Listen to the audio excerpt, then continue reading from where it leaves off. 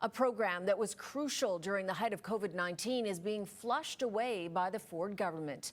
Our Tina Yazdani joins us with why experts will no longer be able to count on wastewater surveillance testing to determine if there is a spike. Tina. Yeah, Cynthia, it was crucial during the pandemic, and doctors tell us it is even more crucial now. It was expanded to track a slew of other viruses and diseases, but starting tomorrow, the program will be canceled. It really shows that Doug Ford is not serious about treating healthcare in Ontario seriously. The importance of wastewater surveillance cannot be understated. Despite that, the Ford government is putting an end to Ontario's wastewater surveillance program this week, abandoning the public health strategy that has been critical in pandemic preparedness, to the dismay of dozens of public health officials and doctors who have come to rely on the program. It's reckless and it's irresponsible. The program launched in 2020 and costs the government roughly $15 million annually. It has served as an early warning system for a range of health threats beyond COVID-19, including RSV and flu. This would allow us to track them, to identify outbreaks and respond to them.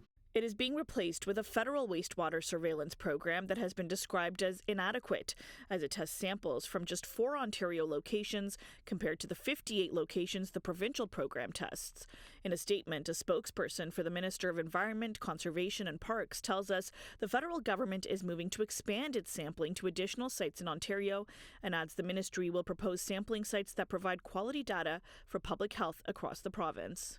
To get rid of that without a suitable replacement and without hope for a replacement that will come even close to what we have right now is reckless and it is irresponsible. Do you think this is just about the money for the government?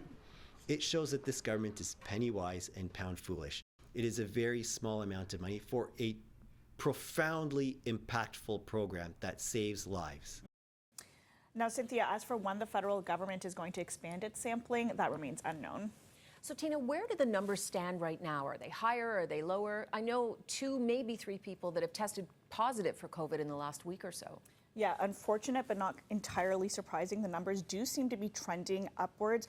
The wastewater data gathered just last week, there were 78 outbreaks in Ontario, similar to numbers we were seeing back in January, so a little bit unexpected, but still well below the peak this past winter, which was 217 outbreaks in late November.